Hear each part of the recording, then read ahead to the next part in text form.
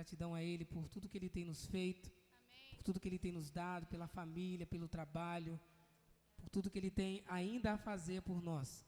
Queria te convidar a ficar de pé, para que nós orássemos pela vida de todos os homens, pais de famílias, aqueles que ainda não são, aqueles que ainda serão.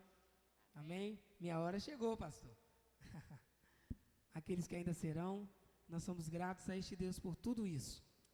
E nós vamos agradecer pelo dia, pela noite e pelos momentos que estamos aqui celebrando a Ele. Deus, nós te agradecemos por essa noite. Senhor, nós te damos graça, Senhor, por mais uma oportunidade de estar na Tua presença. Jesus, para te exaltar, para render graças ao Teu nome. Jesus, para celebrar o maior, Senhor, entre nós. O homem exemplo para nós. Jesus, nós celebramos ao Teu nome. Agradecemos, Senhor, por tudo que Tu tem feito. Agradecemos por tudo que tu vai fazer. Senhor, agradecemos pelo fôlego de vida, agradecemos pela família, agradecemos por estar aqui neste mês de novembro já, chegando no início de dezembro, Senhor, e com saúde, com paz, com segurança. Jesus, agradecemos por estar aqui, Senhor, celebrando a Ti, enquanto muitos, Senhor, não estão, muitos não conseguiram chegar, mas Tu nos deu graça, Senhor, nos destes graça para estar aqui, para celebrar, para adorar, para receber da Tua parte. Jesus, nós te agradecemos por este momento, te agradecemos por essa oportunidade. Fica conosco, é o que nós te pedimos e agradecemos em nome de Jesus. Você pode aplaudir a Ele nessa noite?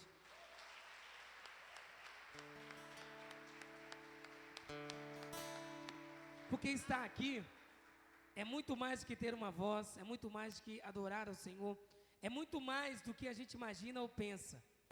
O que eu queria ter é muito mais do que uma família. O que eu quero ter é muito mais do que um emprego. O que eu quero ter é muito mais do que a minha vida profissional. O que eu quero ter é estar do lado de Jesus. Porque eu estando do lado de Jesus, todas essas coisas vão se realizar. Porque Ele sonha os meus sonhos. Amém? E Ele vai sonhar os seus sonhos também.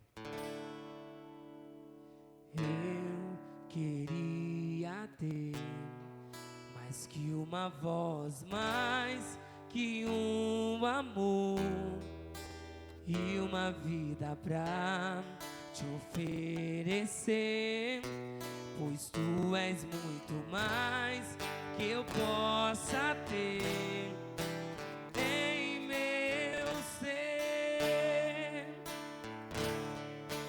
Tu és o autor, aquele que pintou com perfeição a vida. Tu és o Senhor, aquele que ganhou e és o meu Deus, meu Senhor. Minha vida pra Teu louvor, meu Deus, meu Senhor. Minha vida pra Teu louvor. Eu queria ter mais que uma voz, mais que um amor e uma vida pra te oferecer, pois Tu és muito mais que eu possa ter em meu ser. Tu és o autor, aquele que pintou com perfeição a vida. Tu és o Senhor, aquele que ganhou e és o meu Deus, meu Senhor. Minha vida pra Teu louvor, meu Deus, meu Senhor. Minha vida pra Teu louvor. Será que você pode declarar isso para Ele? Eu queria mais do que isso, Senhor. Eu queria te apresentar mais do que o louvor. te apresentar mais do que a minha vida. Eu quero te entregar todo o meu ser. Eu quero te entregar a minha família. Eu quero te entregar os meus sonhos. Porque para Ele é tudo aquilo que pensamos, imaginamos, aquilo que nós mais precisamos está com Ele. Por isso nós declaramos que Ele é meu Deus, meu Senhor. A minha vida está entregue nas tuas mãos. A minha família, talvez você está aqui, talvez você sonhe com muitas coisas, sonhe em ter uma família. Talvez você teve um lar não tão feliz assim como você queria, e você planeja a sua família toda, e Deus está dizendo para você: fica tranquilo, porque eu estou sonhando os seus sonhos hoje. Fica tranquilo, porque eu não esqueci de você. Quando você entrega a sua vida para Ele, Ele vai fazer tudo ao seu favor. E nós declaramos que Ele é o meu Deus, meu Senhor, minha vida é para teu louvor, meu Deus, meu Senhor, minha vida é para teu louvor.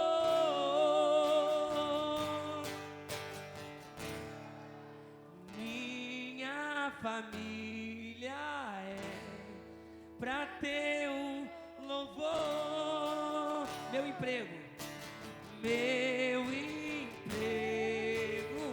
é para teu louvor. Meus filhos são para teu louvor. Aplauda o nome dele nessa noite.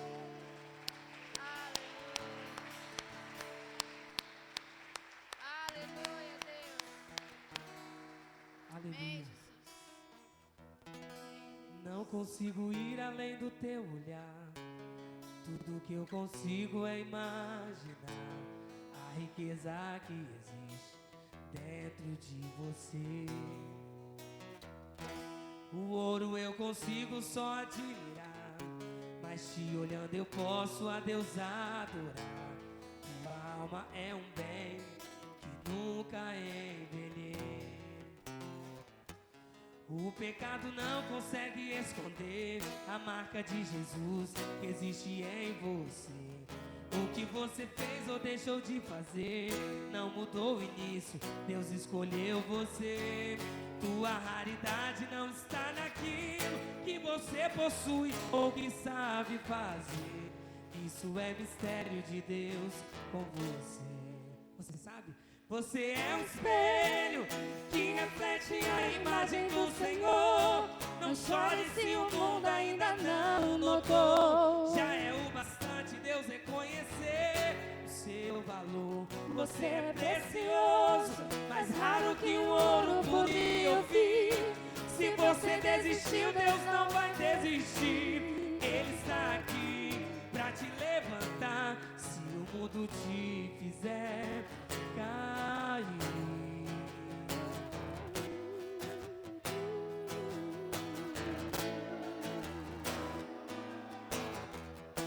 O ouro eu consigo só admirar, mas te olhando eu posso a Deus adorar. Tua alma é um bem que nunca envelhecerá. O pecado não consegue esconder a marca de Jesus que existe em você. O que você fez ou deixou de fazer não mudou o início, Deus escolheu você. Tua raridade não está naquilo que você possui ou que sabe fazer. Isso é mistério de Deus com você. Você é um espelho que reflete a imagem do Senhor. Não chore se o mundo ainda não notou. Já é o bastante reconhecer o teu valor. Você é precioso, mais raro que um ouro puro de ouvir. Se você desistiu, Deus não vai desistir.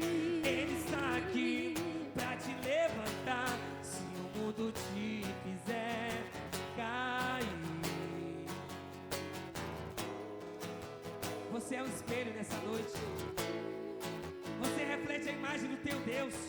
Ainda que o pecado tenha que tentar te impedir, tirar a marca de Jesus que existe em você.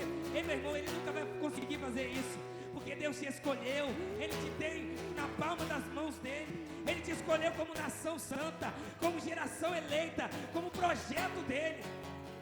E você é espelho, você é a plenitude daquilo que Deus tinha de melhor para fazer aqui nessa terra. Quando Ele falou, façamos o homem a minha imagem e semelhança. Ele criou você pensando no que Ele podia fazer de melhor.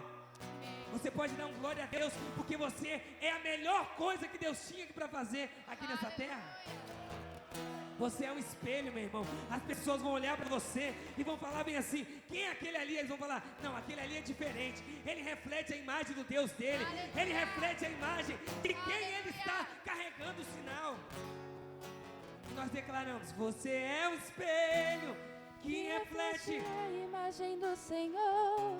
Não chore se o mundo ainda não notou. Já é o bastante Deus reconhecer. Você é precioso, mais raro que o ouro puro de Ofir. Se você desistiu, Deus não vai desistir. Ele está aqui para te levantar. Ele está aqui para te levantar. Se o mundo te fizer cair, Ele vai te levantar se o mundo te fizer cair, meu irmão. Que às vezes vem as lutas, vem as dificuldades, vem as barreiras e a gente pensa: Deus esqueceu de nós, isso é maior do que aquilo que a gente tem. E às vezes nós perdemos o nosso maior foco, que é estar nos braços do Pai, que é estar diante dEle e declarando que Ele é o Deus de toda a glória. Eu queria declarar só este louvor, já vou voltar a palavra para quem é de direito, e eu ia cantar um, Roberto, mas nós vamos fazer outro agora. Porque talvez o seu dia não foi um dia bom, talvez o seu dia foi um dia cansativo, talvez o seu dia foi um dia estressante. Aqueles que estiveram aqui estavam na bênção, né? Estavam aqui à tarde, né, Roberto? O pessoal estava aqui à tarde no congresso às 15 horas, mas talvez você estava no trabalho, talvez você teve algum estresse durante o dia, talvez a sua família não está passando por momentos fáceis, talvez você está aqui e tem alguém lá no hospital. Aí eu te chamo para adorar e às vezes você fala: mas é difícil adorar quando tudo vai mal, é difícil adorar quando a minha conta não está legal, é difícil adorar quando alguém da minha casa está passando por uma dificuldade financeira, por uma dificuldade na área da saúde. É difícil adorar quando as coisas não estão mais sobre o nosso controle. É difícil, Serginho. É difícil a gente adorar quando a luta vem e bate a porta. Eu aprendi o seguinte, que a gente declara muitas vezes que quando a gente está bem, a gente declara tanta coisa, mas quando a gente está no momento de prova, a gente chega jururu na igreja, a gente chega meio de cabeça baixa. Mas sabe quais são os melhores momentos de você adorar e Deus mudar o quadro da sua história? É no momento da provação. Porque no momento da provação, Deus está te vendo lá no deserto, e Ele está dizendo assim: meu filho, você não aprendeu ainda que é só tocar na água.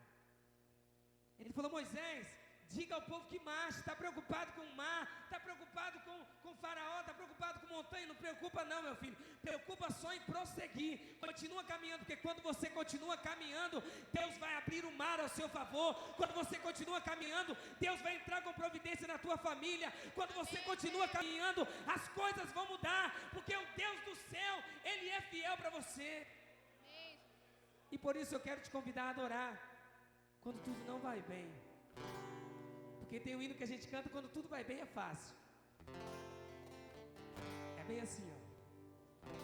Te louvarei, não importam as circunstâncias, adorarei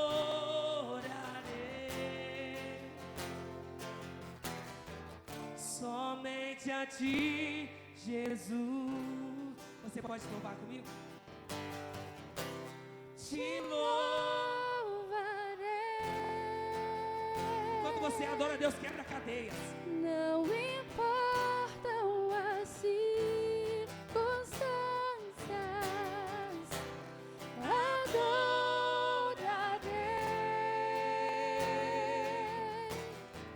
somente a Ti, ti, Jesus.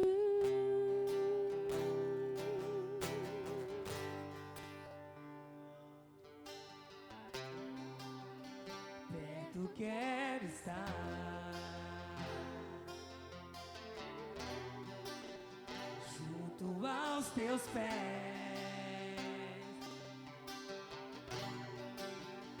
pois prazer maior não há que me render e te adorar. Tudo que há em mim Quero te te ofertar,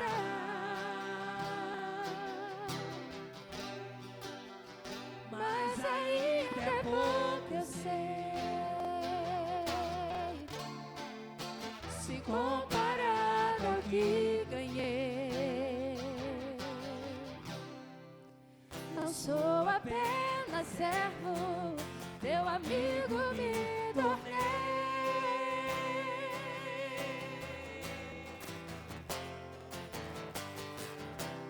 te louvarei. Não importam as circunstâncias,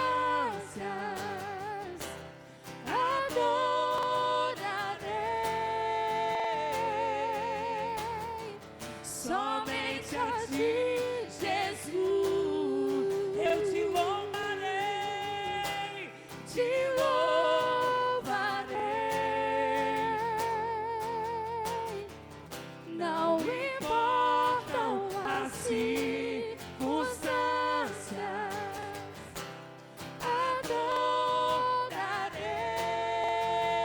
adorarei somente a ti, Jesus.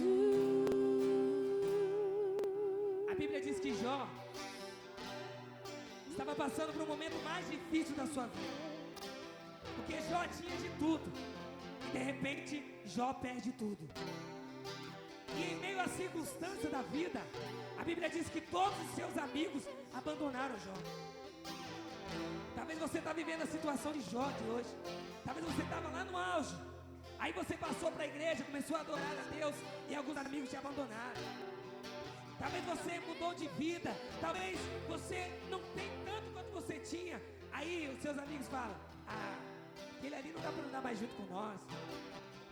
Aí talvez até mesmo a sua família está ficando doido, atrás desse negócio de crente, atrás desse negócio de cantar, de dançar, de jogar o braço para cima. Aí Jó, em meio às circunstâncias, Jó em meio às lutas, Jó em meio às dificuldades, a sua mulher olha para ele e fala: Jó, você já perdeu tudo, abandona esse Deus, Jó, e morre, amaldiçoa ele, sai do pé dele, sai de perto dele. Aí Jó fala: como falas uma louca, mulher, assim falas tu. Aceitaste o bem de Deus com prazer, e agora o mal você não quer aceitar? Ele nos deixou um exemplo, que em meio às lutas, em meio às provas, nós devemos adorar. Em meio à dificuldade, nós devemos adorar. E a Bíblia diz no versículo, no capítulo 42, e Deus mudou o cativeiro de Jó. Você perdeu de dar um glória a Deus, porque eu profetizei que Deus pode estar mudando o seu cativeiro nesta noite, através da sua adoração. Deus pode estar mudando o seu cativeiro hoje. Talvez quando você sair daqui, você vai ter uma boa notícia. O teu filho vai ser curado, a sua esposa vai ser curada, a sua família vai receber aquilo que você sempre quis. Talvez vai chegar a salvação na tua casa hoje. Talvez hoje, quando você chegar na tua casa, tudo vai ser diferente. Mas nós devemos adorar. Eu queria te convidar a cantar mais esse coro. Te louvarei. Canta com vontade mesmo. Não importam As circunstâncias, Deus, você está ouvindo o clamor desses homens, Deus. adorarei Que eles estão aqui, só Deus sabe como está a vida deles. somente Mas eles estão declarando que somente a Ti eles vão adorar. Te louvarei.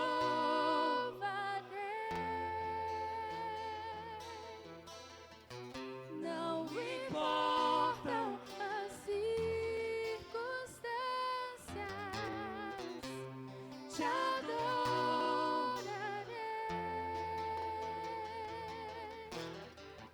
somente a Ti, Jesus. Somente a Ti, Jesus. Declare com toda a sua força. Somente a Ti,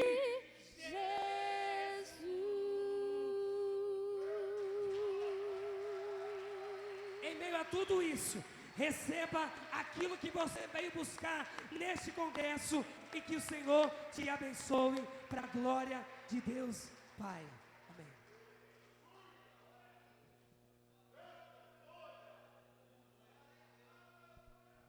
Aleluia, glória a Deus. Irmão Lincoln, deixe ser usado pelo Senhor nessa noite. Estamos alegres, sejam bem-vindos, sejam todos bem-vindos em nome de Jesus a esse congresso maravilhoso. Estamos aqui adorando ao nosso Deus. Eu quero convidar você a estender suas mãos para cá. Vamos liberar o irmão Lincoln para que seja bênção na nossa vida nessa noite. Que Deus possa usar ele de forma poderosa. Pai, Deus, em nome do Senhor Jesus, nós te adoramos, ó Deus, te louvamos, te bendizemos. Aqui estamos, ó Pai, nessa noite, ó Deus, sedentos de ouvir a Tua voz, sedentos, ó Pai, de ouvir, ó Deus, aquilo que o Senhor tem para falar para nós, homens de valores.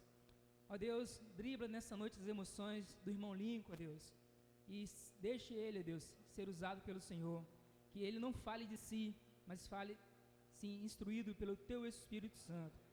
Nós erguemos mãos santas, ó Deus, como igreja, nós o liberamos, para que nessa noite ele seja o canal de bênção do Senhor para as nossas vidas. Voz do Senhor aqui nessa noite. No nome santo de Jesus, que nós oramos a Ti, ó Deus. Amém e amém, Senhor.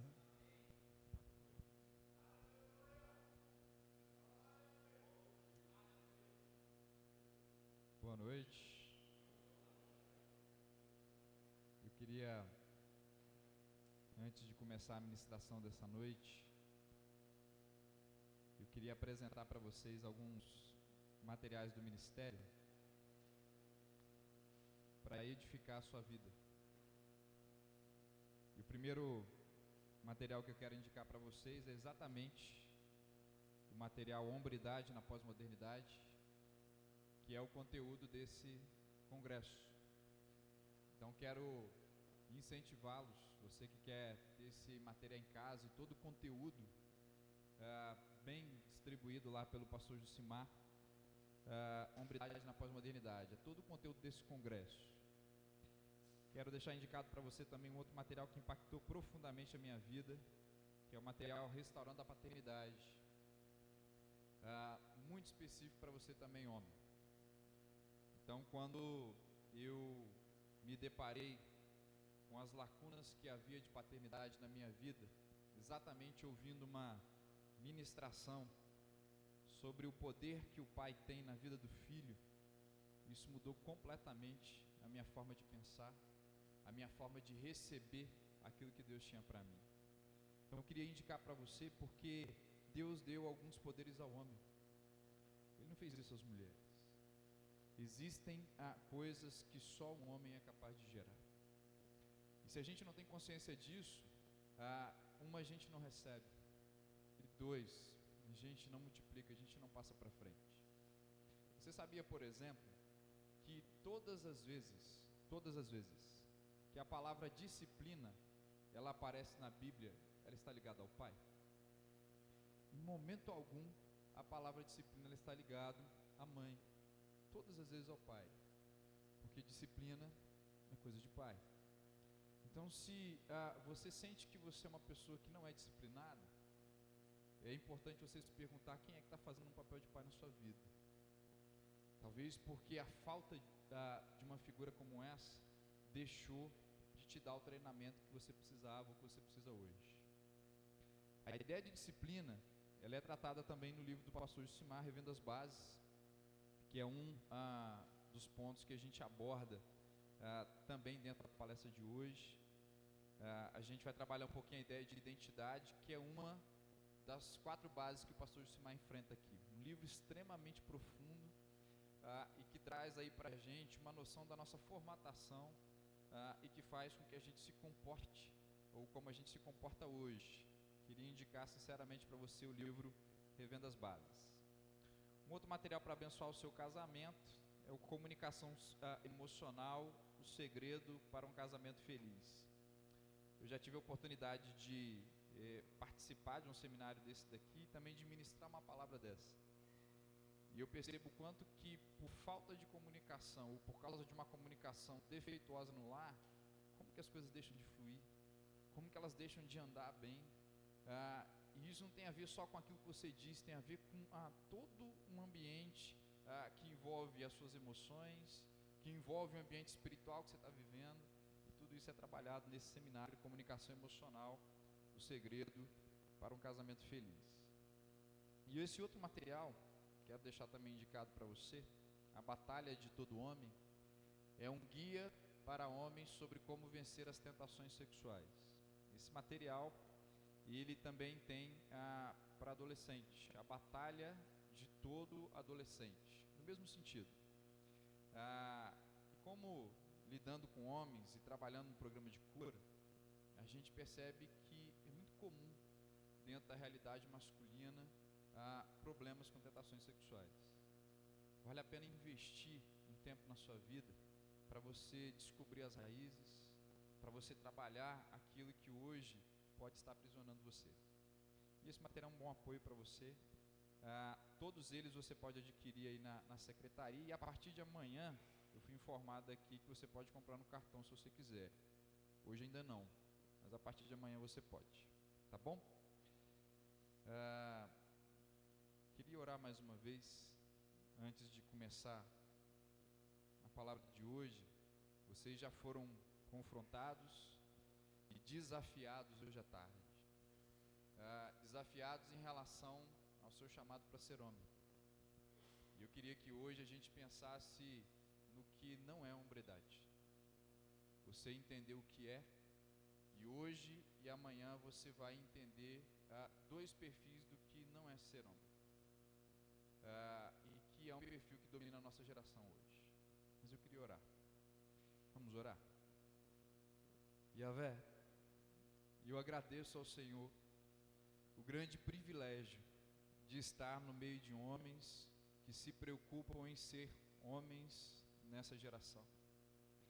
Eu agradeço ao Senhor, ó Deus, mas eu confesso que meu coração se sente pequenininho e apertadinho, porque eu sei, ó Deus, que eu sou apenas um vaso de barro.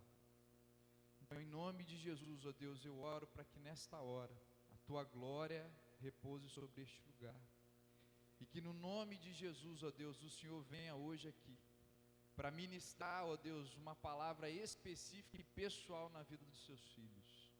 Eu oro, ó Deus, para que aquilo que eles vieram buscar, eles recebam.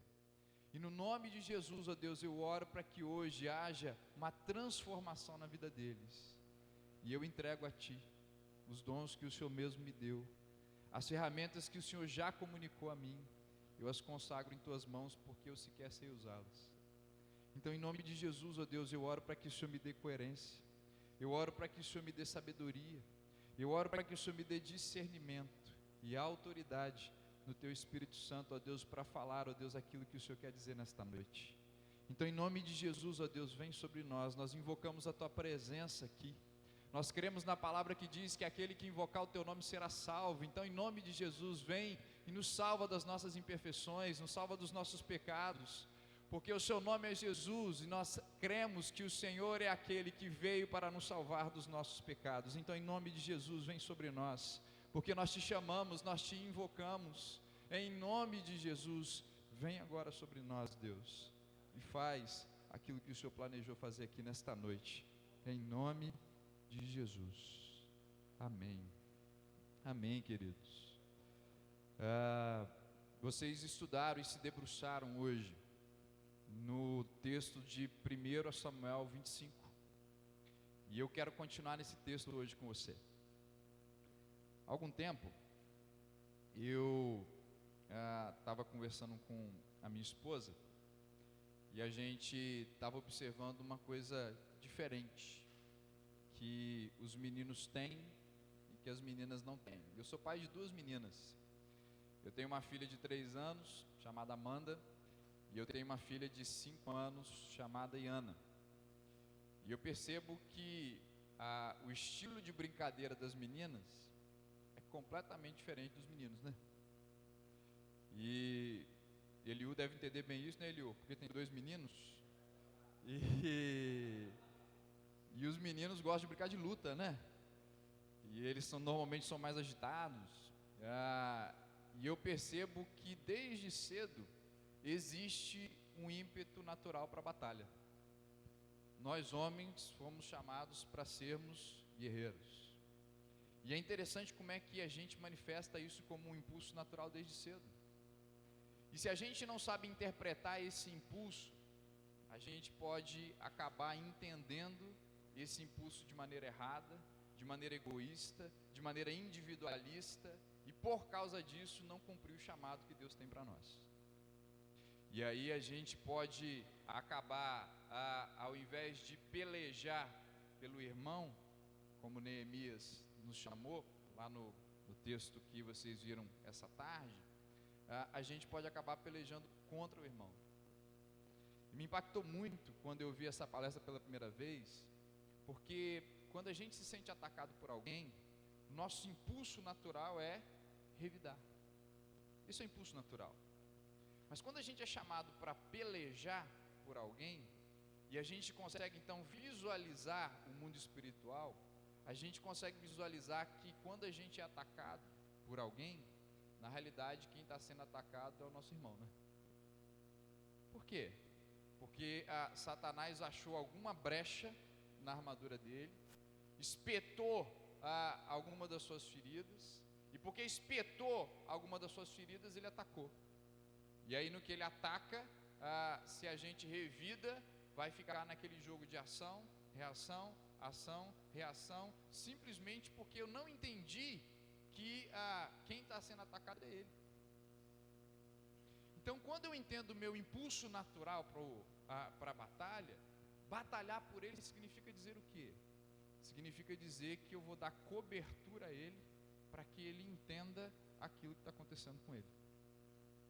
E eu entendo que foi por isso que Jesus disse que quando o perverso vier até você e te bater numa face, a gente tem que fazer o quê? Dar outra. E se ele te pedir a sua túnica, você tem que entregar a sua capa. E se ele pedir para andar com você 1 milha, que você ande 2. E por que Jesus disse isso? Ele disse isso porque ele entendeu que essa era a maneira que nós temos de pelejar por ele. Porque é dessa maneira que a gente consegue fazer com que o ataque ele cesse. Porque na medida em que o nosso comportamento justo e santo, ele não é corrompido por aquilo que o irmão fez conosco, a gente consegue liberar uma unção de Deus para operar na vida dele. Tem um provérbio que diz que quando o comportamento do homem é agradável a Deus, ele o reconcilia até com seus inimigos. Até. Imagine com aqueles que não são inimigos. Deus está disposto então a restaurar todos os seus relacionamentos, a partir do momento em que você esteja disposto a batalhar por aqueles que estão ao seu redor. E o chamado de Neemias é claro, né? Batalhar pelos irmãos, pelos filhos e filhas, pelas mulheres, pelas casas, por tudo aquilo que está debaixo da nossa cobertura. Esse é o nosso chamado. É por isso que Deus nos chamou e é por isso que Ele nos fez.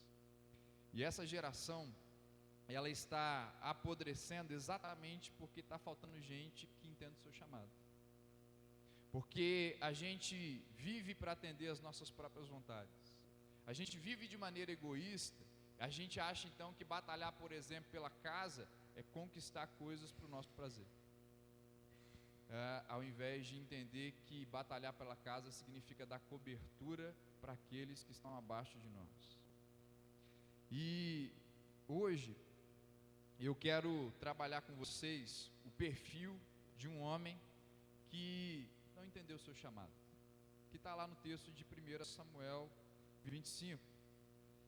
E eu quero trabalhar com vocês hoje o perfil de Nabal. Eu quero estudar com você porque ele é uma caricatura dessa geração. Nabal é a demonstração de como os homens dessa geração eles se comportam. Amanhã você vai estudar um outro perfil, o perfil de Davi. Mas o perfil de Nabal, ele traz aí pra gente uma caricatura de grande parte dos homens dessa geração. E eu queria trabalhar então cada uma dessas questões com você, em cima do texto de 1 Samuel 25. Você pode deixar sua Bíblia aberta aí nesse texto, e eu vou estar destacando alguns pontos com vocês, tá bom? Obrigado, Marcos. Valeu. Primeira marca dessa figura Nabal é que a identidade financeira dele está bem resolvida, mas a identidade moral dele não está. O que é identidade? Eu tive a oportunidade de falar sobre isso agora recentemente na quinta-feira, e os especialistas dizem que identidade é aquilo que você pensa que você é. Identidade não é aquilo que você é aquilo que você pensa que você é. E aquilo que você pensa que você irradia no outro, de forma então que você produz no outro uma ideia de quem é você. E o interessante é que quando você pensa algo de si mesmo, isso naturalmente se torna comportamento, isso naturalmente vira atitude. Nesse material que eu mostrei para você aqui no Revendo as Bases, o pastor Jucimar, ele trata a questão da identidade, identifica alguns tipos de identidade para a gente. Então ele diz que as pessoas podem desenvolver uma identidade de que são boas ou de que são más. Isso não significa dizer que simplesmente em alguns comportamentos elas são boas e em outros elas são más. Ou ela se entende como boa ou ela se entende como má. E aí, a ideia então é que independentemente do que aconteça, ela se enxerga daquela maneira. E aí o indivíduo, ele cresceu sendo a ovelha negra da família. E ele realmente acredita que ele é uma pessoa ruim. Você ficou com medo agora, né, Eliu? De repente? Também. Então ele cresce entendendo que ele é a ovelha negra da família. Então, por mais que na realidade ele possa até fazer alguma coisa positiva, no fundo ele entende que ele é mau. E a gente vai aprofundar um pouco isso dentro da ideia de Nabal. Ao passo que existem aquelas pessoas que são boas. E sendo boas, por mais que em algum momento elas façam alguma coisa ruim, elas sabem que na realidade foi um tropeço. Que aquilo na realidade não é da essência, não é aquilo que diz respeito à identidade dele. O pastor Jucimar diz também nesse material que existem aquelas pessoas que ou são ricas ou são pobres. E isso na realidade não tem a ver com a condição atual dela. Tem a ver com o quê? Tem a ver com aquilo que ela pensa sobre si mesma. Então uma pessoa que se sente próspera, se sente rica, por mais que ela esteja passando por um tempo de privação, ela entende que aquela situação é uma situação passageira, que aquilo não é a realidade dela, que aquilo não é próprio dela. Ela simplesmente entende que está passando por um momento de dificuldade. O pastor diz também que existem aquelas pessoas que têm identidade pobre. E aí, por mais que possam ter alguma coisa em mãos, uma boa situação financeira, elas estão sempre achando que vai faltar dinheiro. Elas estão sempre achando que precisam guardar, que precisam poupar, que tem que ter tomar cuidado com isso, tomar cuidado com aquilo. Por quê? Porque a identidade ela é de pobre. A pessoa não consegue acreditar que vai vir coisas na sua mão. Então o indivíduo pode achar que ele é pobre, ou pode achar que ele é rico. O pastor diz também que a nossa identidade pode ser uma identidade de homem ou de mulher. Ô Lincoln, mas essa aí é fácil, né? É só a gente olhar para o físico e já está resolvido, né? Não é bem assim, né? Existem homens que realmente não conseguem se enxergar como homens. E a identidade dele é uma identidade feminina, está confusa. Da mesma maneira que existem mulheres que não se entendem mulheres. A identidade sexual, ela não foi bem formatada. E o pastor ainda diz que existe a identidade espiritual, que é aquela identidade pela qual você entende que você é luz ou que você é trevas. Já parou, ou já teve contato com pessoas que mesmo dentro da igreja, elas se sentem que não pertencem àquele lugar? O sujeito é convertido, o sujeito obedece a palavra, ele anda de acordo com a palavra, mas ele não se sente pertencente àquele ambiente. Ele sente que ele tem uma relação ali com as trevas, que parece que as trevas puxam ele para lá. Uma identidade mal resolvida em relação à questão espiritual. Então você pode sim entender que você é luz ou que você é trevas, e tudo isso na realidade é importante você saber por quê. Porque aquilo que você pensa sobre você determina aquilo que você fará. E quando a gente para pensar aqui em Nabal, a gente observa que Nabal, ele tinha uma identidade financeira bem resolvida. A Bíblia diz que Nabal era um homem rico, que ele tinha muitas posses. Aliás, posses que ele não trabalhou para construir. Ele simplesmente recebeu como herança. As coisas não faltaram para Nabal. Então ele construiu a ideia de que ele é rico. Ele construiu o pensamento de que não vai faltar. Então, para Nabal, a ideia de identidade financeira, ela está bem resolvida.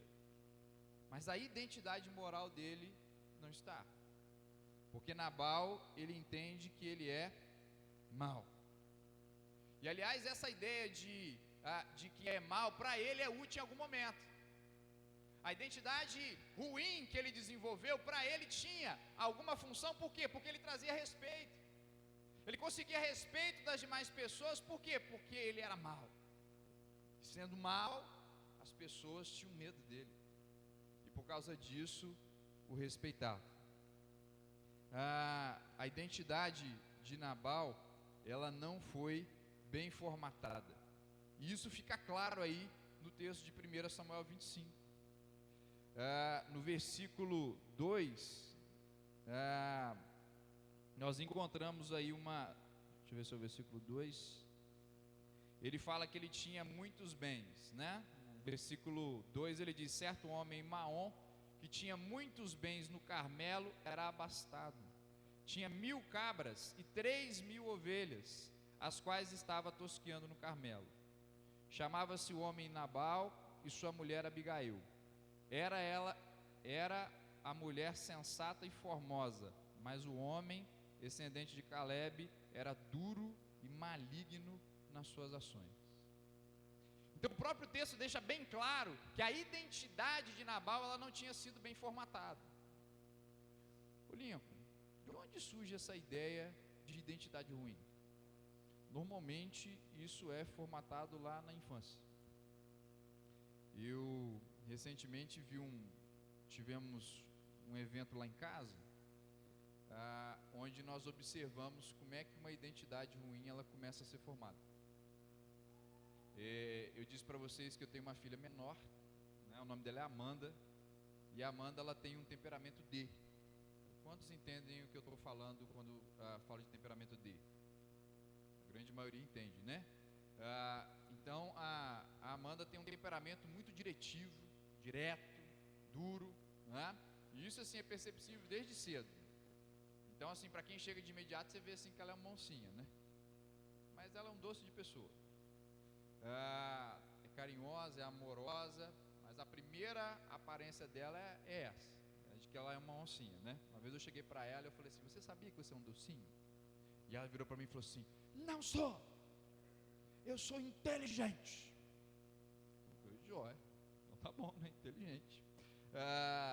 Mas por quê?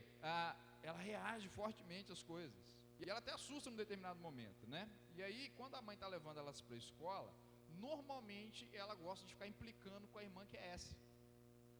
Temperamento mais fácil. Os Ds acho que não gostam muito de ver os S quietinhos, né? Então o que ela faz? Ela enfia o dedo no olho, ela belisca, ela puxa não sei o que lá, ela aperta aquilo ali, ela fala alto, aí ela reclama que ela está cantando alto, ela fala mais alto, parece que ela faz só para ficar lá espizinhando a minha filha mais velha. E aí fica aquela loucura lá atrás do carro, né?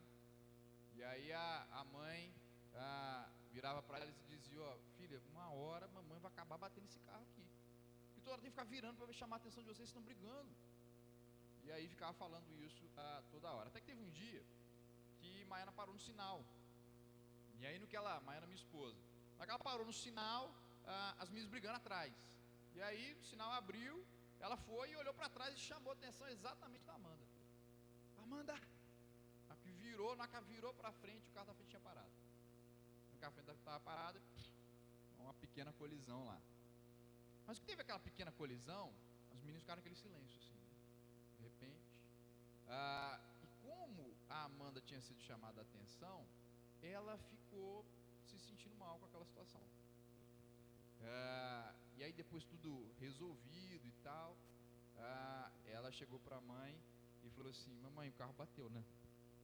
O carro bateu, foi culpa minha, não foi? E aí a gente ficou pensando assim: agora, depois que tudo aconteceu, ela vai melhorar, né? Entendeu o que aconteceu, fez errado, então vai melhorar. Gente, a Amanda não piorou? Piorou. E é curioso porque lá em casa ela é a primeira a obedecer. Se você fala para tomar banho, ela é a primeira a tomar banho. Se você fala para ela comer, ela é a primeira a comer. Se você fala para ela escovar dente, ela é a primeira a escovar dente. Normalmente ela obedece primeiro, mas depois daquele dia ela piorou. Ela passou a implicar mais com a irmã, ela passou a fazer mais mãe, ela passou a rejeitar mais a possibilidade de tomar banho, de fazer as coisas que ela tinha que fazer normalmente. A gente não entendia por quê. E aí um dia eu estava conversando com a Maiana teve um insight. Ela falou assim: filhinho, eu acho que a Amanda está se sentindo culpada. E quando ela falou isso, de repente fez todo sentido para mim.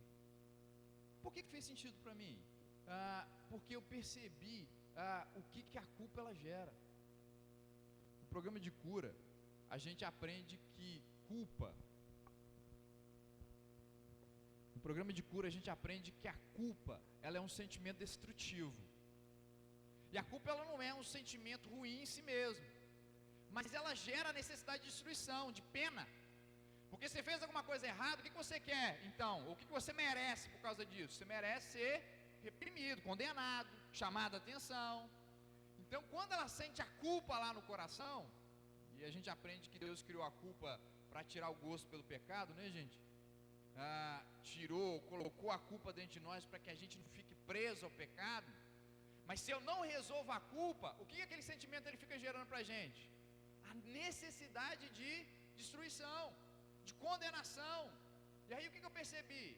Que a Amanda ficava fazendo as coisas para se sentir condenada. Ela ficava fazendo as coisas para merecer ser chamada a atenção. Por quê? Ficou se sentindo mal. Ficou sentindo que ela era uma pessoa ruim.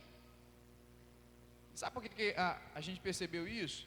Porque ela veio conversar com a Maiana e falou isso. Que ela que tinha sido culpa dela. E aí a gente ficou pensando: o que a gente vai fazer agora? É porque ela tem 3 anos. Se fosse com a Iana, a gente ia resolver a culpa dizendo o seguinte: admite, pede perdão e faz a restauração. Não é? Por quê? Porque ela já é capaz de entender que é só admitir, pedir perdão e reparar. Pronto. Mas minha filha tem 3 anos, ela ainda não é capaz de entender isso. E aí a gente foi e utilizou uma estratégia diferente. A gente foi e decidiu jogar a culpa na Maiana. A gente usou a Maiana como um bode expiatório. Dizendo o seguinte: quem bateu o carro?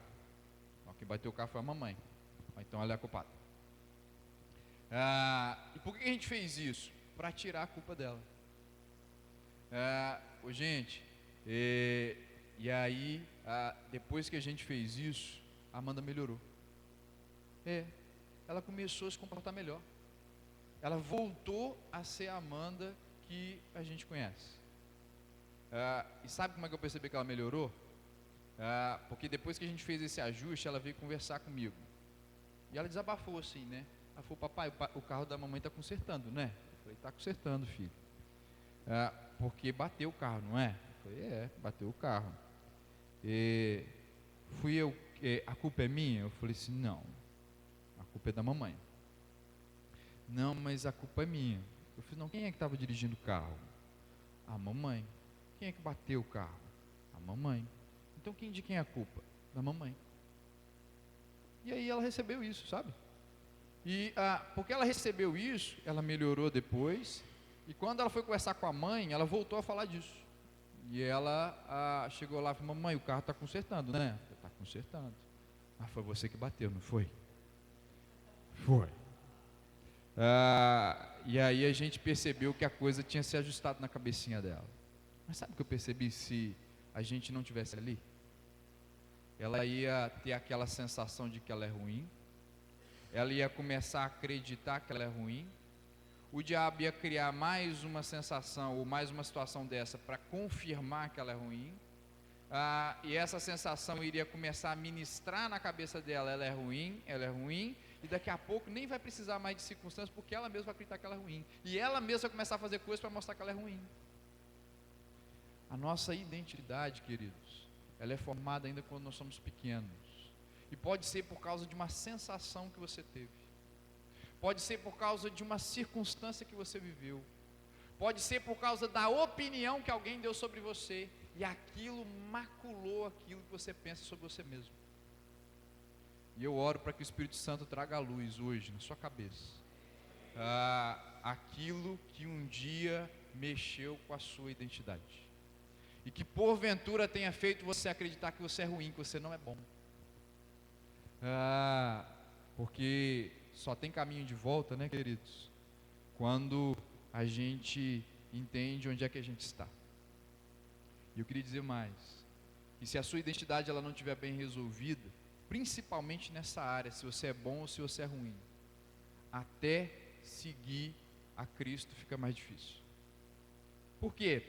Porque os mandamentos de Deus são bons, as coisas de Deus são boas, e se você não se sente bom, o que vai acontecer vai ser que você vai achar que o lugar que você deve estar não é nesse reino aqui. O Neil Anderson, no livro Quebrando Correntes, ele diz que o nosso sistema ele tem uma necessidade de manter uma coerência entre aquilo que eu penso e aquilo que eu faço. E se efetivamente não tiver coerência, ele dá um jeito de arrumar coerência. Então, se você acreditar, por exemplo, que você é pecador, que você é mau, que você é injusto, qual é o caminho natural para você? É viver como um pecador, como injusto e como uma pessoa má.